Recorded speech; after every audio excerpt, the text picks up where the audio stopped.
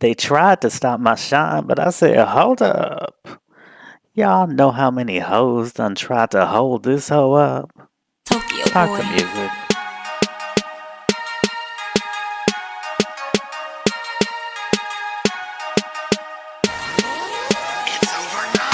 You know where you are, cause it's where you at. You know where you are, cause it's where you at. Ha, ha, ha. I said, you know where you are, cause it's where you at. You know where you are, cause it's where you at. Ha, ha. What's up, y'all? What's up? What's up? What's up? I'm here once again. It's your boy Craig Seymour with Craig's Pop Life, a black gay excursion into pop culture. You know what it is, and you know me. I've been writing for more than 20 years. I'm not new to this shit. You can catch up with my music writing at randbeing.com, or you could check out one of my many books. You could check out my biography of Luther Vandross called appropriately Luther, The Life and Longing of Luther Vandross. And if you have read it, please tell a friend because there are still apparently people out there on Al Gore's internets who are acting like they don't know that it's out or that what I have done for the brother. So please do tell a friend. Or you could read my memoir about being a stripper hoe while in grad school. That one's called I said I feel like Don Cornelius, and we call this number on the Simon and Schuster label. All I could bear, my life in the strip clubs of gay Washington D.C. And if that's not enough, you could check out my novel, Who's Your Daddy? About three generations of black gay men looking for that good. You know, that good love. That love will last a lifetime. Love of a lifetime. That's a single by my fave Shaka. Or you can, if you're a future looking somebody, you could check out my forthcoming special, A Critical Meditation on the Life and Artistry of Janet Jackson. I had to push it back 2 weeks for some production mess, which, no need to even get into because as of April 9th, it won't be of no relevance because the book will be out on April 9th, simultaneous ebook, simultaneous paperback. So it's all going to be good, and you can pre-order that. You can at least pre-order the ebook if you'd like on thegoodamazon.com. Um, I want to thank everybody for joining me today. I want to thank all the new people that have found me through iTunes. Big up to iTunes. Big up to adding black gay into the title of it instead of just the description because apparently all the algorithms and shit, like that's helped. So, bless that. So, what I do this week is what I always do. I just run down what I'm into, in the pop culture landscape. Now, musically is the topic that I usually talk about the most, but honestly, this week I haven't been listening to much new. Be honest with you, I'm still my two most played albums of the current day. I'm still on that Two Chains. I love that Two Chains album. Last time I was on Threat to Society, and I still really love that joint. But now I really love $2 Bill with Lil Wayne and E40. That's just how it's like I'm rare, like a $2 bill. And who ain't, right? Don't we all sometimes just need to look in the mirror and just go, I'm rare?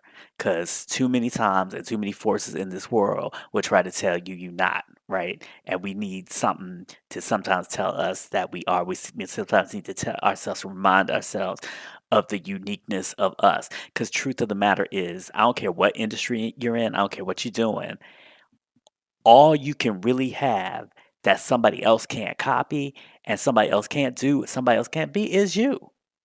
I think RuPaul said it on not this week's Drag Race, meaning the one that came on earlier and when I'm speaking to you, but I think he said last week something like, he figured out who he was, and the minute he did that, he became, that bad bitch, and he's been the baddest bitch in the game for over 20 years, and that's the truth. So why am I even talking about that? Oh yeah, because the Two Chain song is dope. So if you need you a little pick me up, if you need, somebody doesn't do you right at the workplace or in your personal life or something that, put your good headphones on, play $2 Bill by Two Chains, and that'll get you right. So I'm also still listening to that Solange. I know a lot of people can't get with it. I understand. But let me expound a little bit on, what I talked about when I did the whole episode review of the album. And what I explained it to, because it's still the type of album that I work in a co-working space, and I'd be playing it out loud sometimes, not supposed to, but I'd be doing it. And, every now and then, like a sister walk by and like, "Hey, oh, do you like that?" And then I have to break into my whole spiel. And my thing is, I think the album perfectly it's like a perfect musical response to this era, this crazy Trump, but it's not just about Trump, because it's like Trump is like, he's like galvanizing forces that were already kind of on the low and just, doing all sorts of horrible stuff. And so many people are like, there are no songs on it, there are no songs on it. And they don't realize, like Solange has said, that what she had to say on this album, it wasn't about words. It was about music and about the feeling. And I just thought that was so true to our times, because think about it, like, what do words mean in a climate where the so-called leader of the free world tell lies all the time? Words have lost their meaning, right? Um, so I think the appropriate musical response to that is, because I know for me and a lot of people, I know a lot of times when the shit gets too much, just everything with the shootings and the Russian stuff, and just when the shit gets too fucking much, as the shit will often do. Um, where do you retreat? Like, I know I retreat to home, I retreat to the familiar, I retreat to the things that I've loved for a long time that kind of take me to a place where it wasn't so, where it just didn't feel like such a struggle. And I feel like that's what Solange is doing on this album too, because what her comfort is, what she considers home, is the sights and sounds of Black Houston. And that's what you get on this album. You just get an amalgamation of that's what the song titles are about, that's what the sounds are about.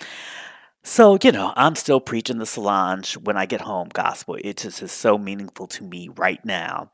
And as I've recommended in the past, I really recommend watching the whole video album, but I can't in good conscience recommend anybody signing up for that damn shitty ass Apple Music if you don't already have it. I mean, I did it, but fuck it, and I'm not doing it for 2 months. So somebody better, fucking bootleg that shit and put it on torrents, or screen grab, a screen flow, or something, because I'm not, but I still need to watch it. But the videos from the album are slowly creeping online. Like, I'm going to put this on my website, craigspoplife.com. The clip for Stay Flow, which is one of my favorite songs on the album, that's now out. And that's a really hot one. So, again, still on that Solange tip. TV wise, I'll be watching, but there's nothing really, really new this week. That was new, I'm not sure what my opinion is on Project Runway this season, so I'm kind of holding that because I'm one of those people I haven't watched in I don't know how long. Um, Last Runway show I watched, remember when Rihanna had a style show where people were picking, what was that called? Something like Would You Dress Rihanna? I love that show. But anyway, I can't even remember what it's called. But that's the last time I watched anything where people were cutting and sewing and styling and anything like that. La- Before the real early Tim, what's the man's name? Tim Gunn and what's the model's name? Klum, Heidi Klum. They were watching, but I'm back on this new one, and I'm gonna check it out, and if I have an opinion, I will share that. But otherwise, I'm just on the same shit. I'm still loving Boomerang. They did a Pride episode this week, which was very cute. But goddamn, like, remember I told y'all last week that I had given up on American Soul? I know while I was watching Boomerang, they showed a preview of an upcoming American Soul. It ain't have no dancing. It ain't have no Don Cornelius. Ain't had nothing to do with Soul Train, the show. It was just a bunch of arguing and shooting. So that show has really gone left. I mean, anytime you're watching a preview for a show based around Soul Train, and you don't see no singing, you don't see no Soul Train set, you don't see nobody dancing, that's a real sign that the show has taken a turn. So I feel justified in moving away from it because it's too much. Now, the interesting thing about this week is I have a lot to say about movies, which I rarely have anything to say about movies because I'm not the type of guy that has a 90-minute to. What's my phone going on? Child, I just paid $12.99 through PayPal to iTunes and App Store. I wonder what that's about. But anyway, I don't have the 90-minute to 2-hour type attention span, so I don't really do movies for the most part. Or if I have an attention span like that, I like it broken up. Like I'm good with the miniseries. I can watch an hour here and I can watch an hour there. But like I drive friends crazy if watching a movie at home because always stopping it. Like it'll start and I was like, oh, I have to go to the bathroom. Hold up, and then I stop again. It's like, oh, let me get me a drink. And then if I got the drink, it ain't gonna be long. Another good half an hour or so because I'm a man of a particular age. Well, I'm gonna have to go to the bathroom again. So I stay with. I mean, I don't even ever put the remote down. I stay with the pause. But and people don't even go. I don't go see movies with people a lot of times because I'm the type of person. I don't, it doesn't even have to be like I don't like the movie, but if it just loses my interest, if I just start thinking of other things, like maybe, I start thinking about the restaurant across the street that has some nice tacos or just anything, or I need to pick up my clothes from the laundromat, I'll just leave the movie and I just don't feel any type of way about it. Like that Oceans with Rihanna in it.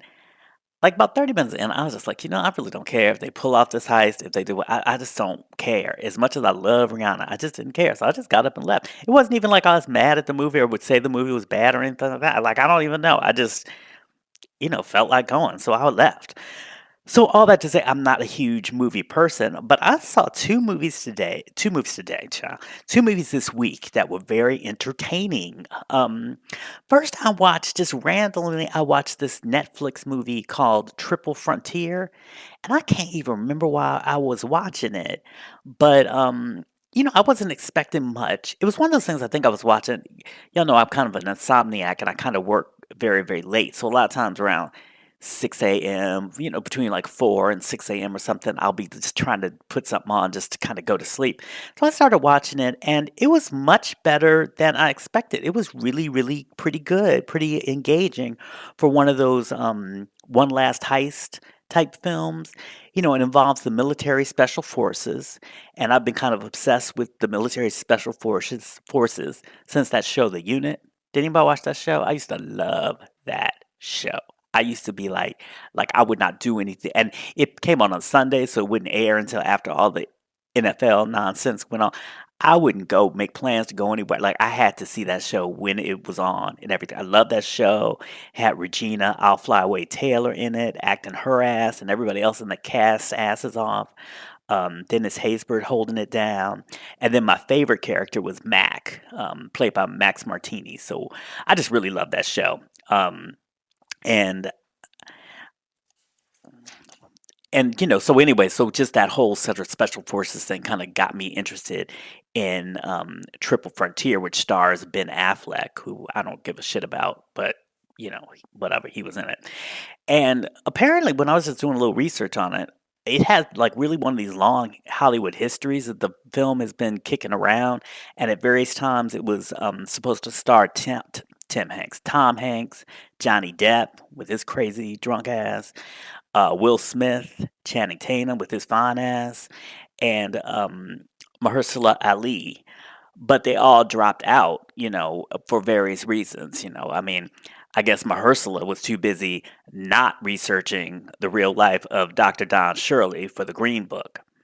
And, that still irritates me. And it irritates, why it irritates me? Because when I went to see Us, this week. The theater across was playing the Green Book, so I was kind of reminded of the book.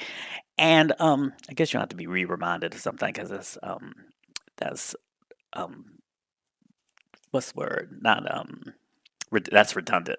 But anyway, I was reminded of that mess. Because my thing is, this is just my thing about like the responsibility of a black creative. Okay, how you gonna as an actor?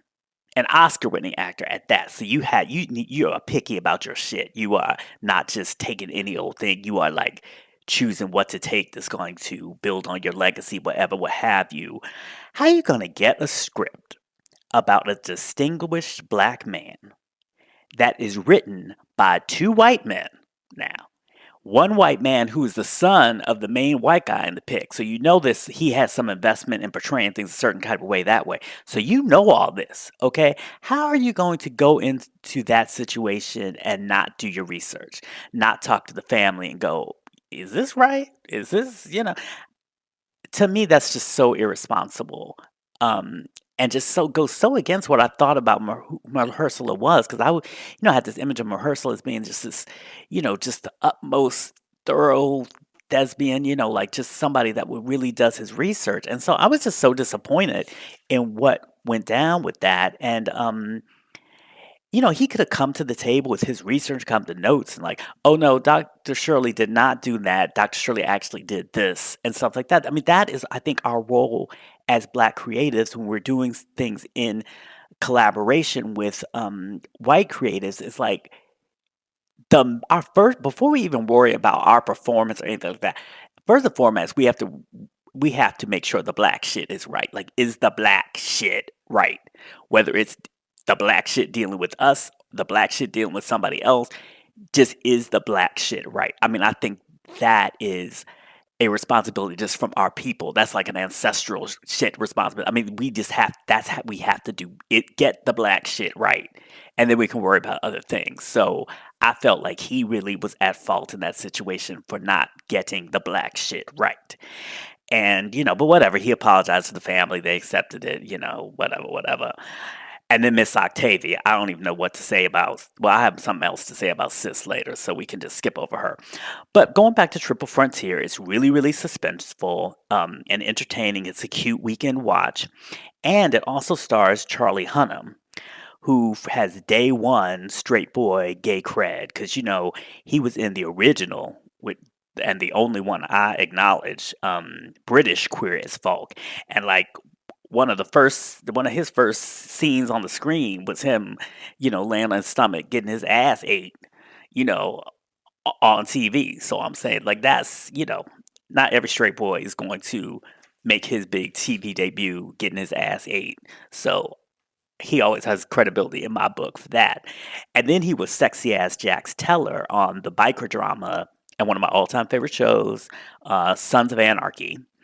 And the good fellow gay brother, director, producer Parlis Barclay, he directed a number of episodes of Sons of Anarchy, and brother was always good for a well lit Hunnam ass shot. Like, you see Hunnam out of the shower, gets good ass. The ass was always well lit, so well lit and so well cinematographed that you would be seeing like the peach fuzz on the ass. Like, Paris Barclay does excellent drama. He is excellent, especially those crime things like The Shield and others. He does excellent work with that, but he is also good for some good ass. And I appreciate you, brother, for that. So all that to say, with Triple Frontier, you get the suspense, you get some good eye candy. So I would check it out, and it's one of those good, like I said, one last score type of films that are always sort of interesting. Kind of Jackie Brown. It's just that one last, trying to get that one last thing. Um, so the other movie I saw was The Long-Awaited Us, and there will be no spoilers for that. But let me just say on backstory about my feelings toward Get Out. And this might be a spoiler of Get Out, but I assume that if you haven't seen it after 2 damn years, you ain't that pressed. So I mean, pause if you need to, but whatever. But I mean, and I'm not even going to be that specific, but all I'm saying is, like, I really did not like the ending of that movie. And it kind of messed up the whole film for me, messed up the sort of social implication of the whole film, because I just did not buy that two old rich white people would have wanted to come back as black servants. I just didn't buy that. That just doesn't make sense to me at all. And like, I could have bought it maybe if you had seen the servants, like, you know, I don't know, kicking it up with the other members of the family, like not in the servant role, so you saw them kind of outside of that. But that would have, of course, ruined the twist. But I mean, they were straight up servants. I mean, granddaddy was doing yard work, and like grandmama was serving drinks and whatnot. So that just didn't make any sense to me. So I was always just I on Get Out. I got like the sunken place of the metaphor, blah blah blah blah, but it just didn't quite hold for me because of that very thing that just did not make sense. Um, So first of all, let's just start with Us. I was really excited about Us, especially because Lupita was in it. But based on my Get Out experience, I had that one eyebrow ready to be raised. So I was walking in there just kind of a little bit like, I'm open, but I'm open, but that kind of attitude. Now, first of all, to answer the important pressing question, should your ass get there in time for the previews? So I'll talk a little bit about the previews I saw and whether or not it's worth it. Like, should you skip the popcorn? Or in my case, if you're at the Regal South Beach, should you skip your frozen vanilla Coke with Jack? But that's a very important skip. So that's why, what I say about these previews has meaning.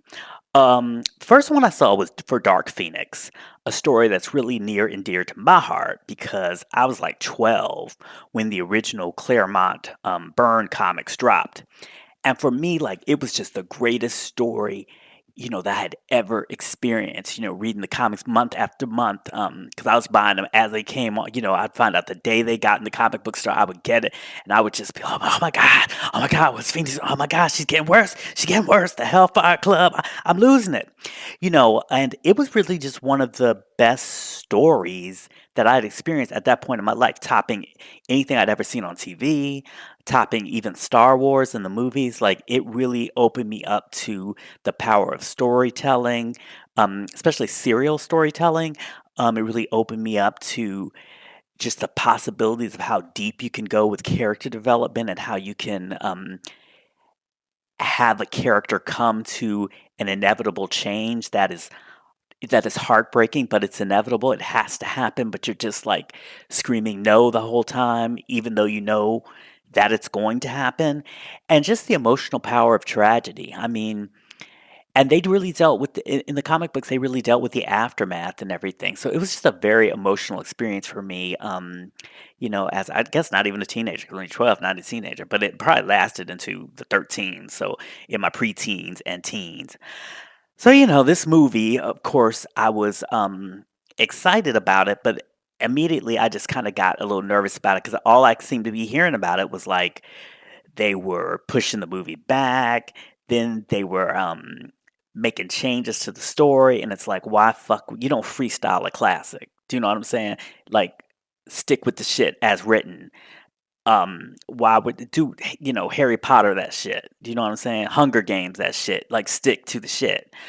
But and then talking about all the reshoots they had to do. So I'm not optimistic. I mean, this trailer that they showed in front of us was like the best trailers of the trailers that I've seen for the film. But and I'm gonna go see it. But again, that good old eyebrow will be ready to arch. Then they showed a clip for Quentin Tarantino's Once Upon a Time in America, and yes, he's problematic, but Jackie Brown is still in my top 3, so I will be there day of. Then there's this film. Have y'all heard of it? It's interesting because I had never really heard of it that much, but then watching TV, what was I watching? I guess I was watching RuPaul's Drag Race after the movie, and they showed a trailer for it, so I'm not breaking no trailer news. But it's this film called The Best of Enemies, which is, brace yourselves, about the friendship between a civil rights activist, played by Taraji, and a KKK member, played by Sam Rockwell. Now, it's supposedly based upon a true story, which for me just means that it's only going to take some BuzzFeed writer one good, perfunctory Google search to probably debunk half of it. But, supposed to be based on some true story. And yes, the whole fucking film is written and directed by a white man. I am so fucking tired of these type of movies. I don't know what to do. Like, I just don't. Why do white people have such a need to see big screen black folks befriend them? Like, why we gotta be friends on screen? Like, if you really that pressed for black friends, leave the theater and actually make a black friend. Or at the very least, support a film about black people by black people. That's an act of friendship, as far as I'm concerned. I'm just tired. Like, I don't know. I don't understand the impulse to keep making these films. I don't understand why in such a racist climate and with like Republicans still supporting Trump to such a degree that these movies keep being perpetuated. It's like it's because they reinforce the myths that these people have that, race relations are much better and everything's fine and everything's fine. They convince themselves that shit by watching these shitty ass movies, and then they go ahead and politically do everything against the interests of black people because they don't see that racism is a problem because Green Book or this new shit. So I'm just, and the thing that bugs me too is like in the press for all these films, and it was in this one too, there's always somebody talking about, oh, this is an untold story that needs to be told. Bitch, where? Bitch, where? Because from my vantage point, these are the only stories being told. So what is not being told? Please. It's and especially the story is being told over and over from the vantage point of a white person. Because again, this was written and directed by white people. So I'm through. I'm not seeing that shit. I don't even want to see the trailer for that shit. I'm over it. But and another one that I will not be seeing, another horror film, is that Ma horror movie with problematic ass Octavia Spencer. With her problem. I mean, child, when I forget what the Green Book won with this. It was like the Golden Globe. Child, somebody asked a racial question. She jumped in front of the white people, like she was saving the white. Jumped in front of them. Oh, I'll answer this as if as if the white people could not be left to be held accountable for their fucking film. She, as a producer, is going to jump in front of them and answer the question. And then she said some wild shit like she liked the film because of the idea it plays. Well, this was a film dealing with an actual black man. You don't reduce the life or distort the life of an actual black man for some fucking idea that you have. What kind of bullshit is that? So anyway, so obviously I'm a little hot about her, and so there's this Mahar film, and it's her terrorizing a bunch of white teenagers. You know, what's in and of itself, whatever. But from the trailer, it looks like she's obsessed with the kids because they're the children of white folks that she was obsessed with in high school. So I'm like, this is too damn much. I can't even deal with the racial implications of the fucking trailer, much less once the movie comes out. But then I thought about it, and then I was like, well, I guess that's right for Octavia Spencer, because every single role she's taken has shown that she's been obsessed with white folks. So this is just a horror take on her being obsessed with white folks. So whatever. Um, but the films I will be seeing that I saw trailers for, of course, I'm going to see Little with Issa and Marseille Martin from Blackish and the always brilliant Regina Hall. I hope y'all have seen Support the Girls by this point. I've been talking about Support the Girls. Barack Obama liked to put that on one of his favorite films last year. Now I'm telling y'all, see the movie. The title is stupid, the trailer is trash, but the movie is really, really good. So, you have couple of weeks before Little comes out, and I know y'all are wanting to see it because the commercial and trailers be funny. So just say, okay, well, I'm gonna warm up for it by seeing. Don't warm up for it by watching Girls Trip for the 1500th time. Go ahead and you know, on demand or go to your little what's it called, the red box or whatever, and check out Support the Girls. And the other film I'm seeing that I heard of, but I hadn't seen anything from is this new Shaft reboot done by Kenya Barris, the creator of Blackish and Grownish. And it looks funny as hell with Samuel L. Jackson as Shaft, somebody named Jesse Usher, who I don't know, plays Shaft's son, who's not as cool as Shaft, which is funny.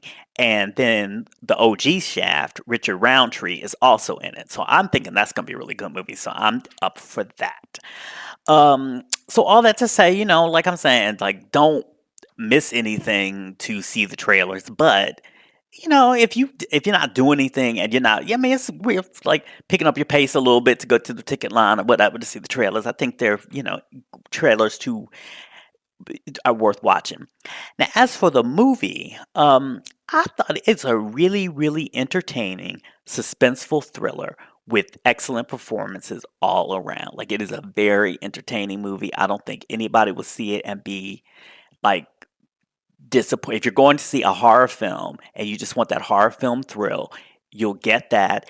And it's also done with great acting. So that is what it that is what it is. Don't be looking for nothing too deep or anything like that. It's not all that in terms of something you need to be thinking about. You don't need to be, boning up on your Black history or reading Du Bois or other, traditional Black thinkers or anything to get deep into some, meaning of what the us could be. Just watch it as a thriller and you'll be cool.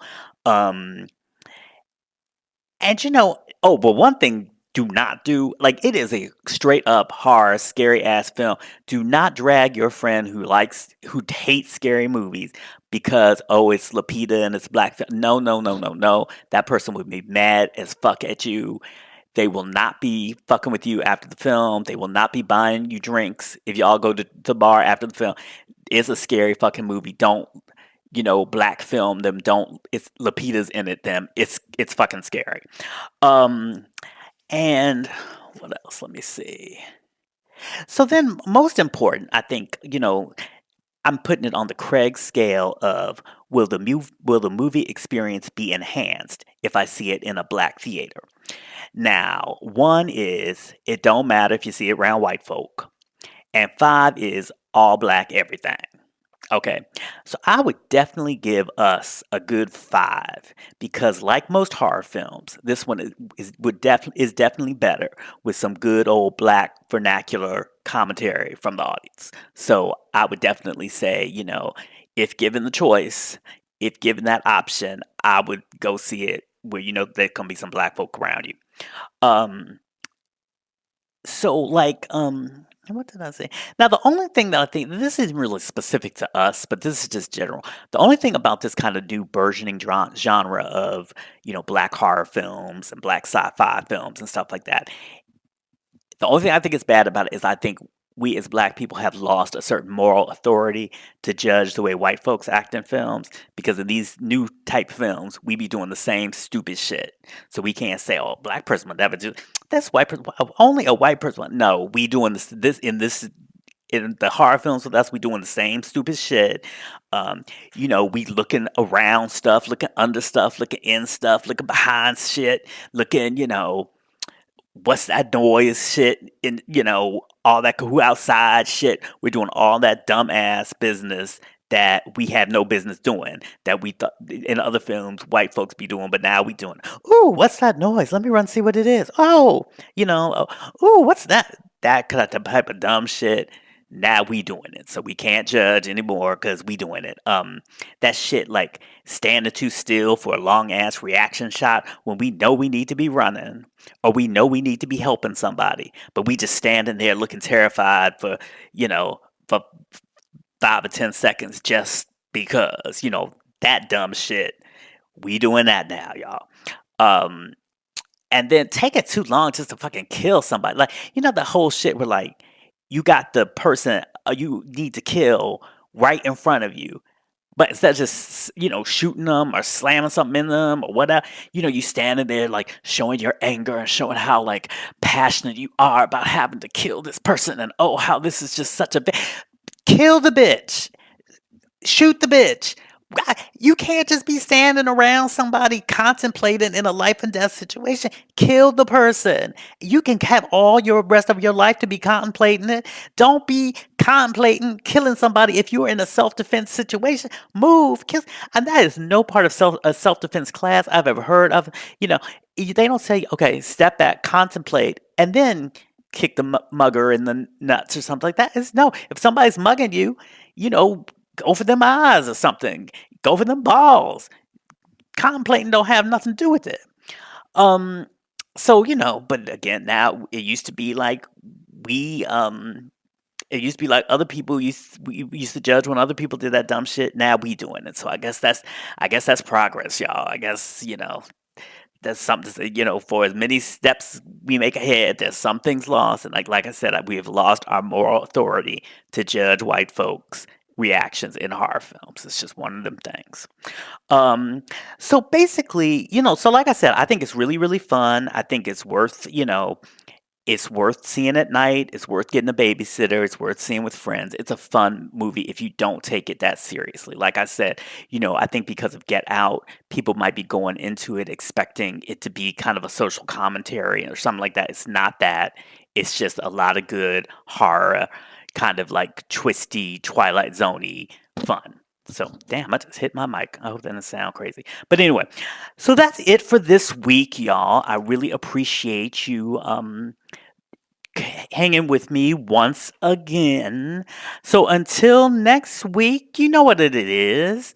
Be cool, be kind, be creative, and in the words of my fave, Be your damn self. all right, y'all. See you next week. Love y'all. Bye.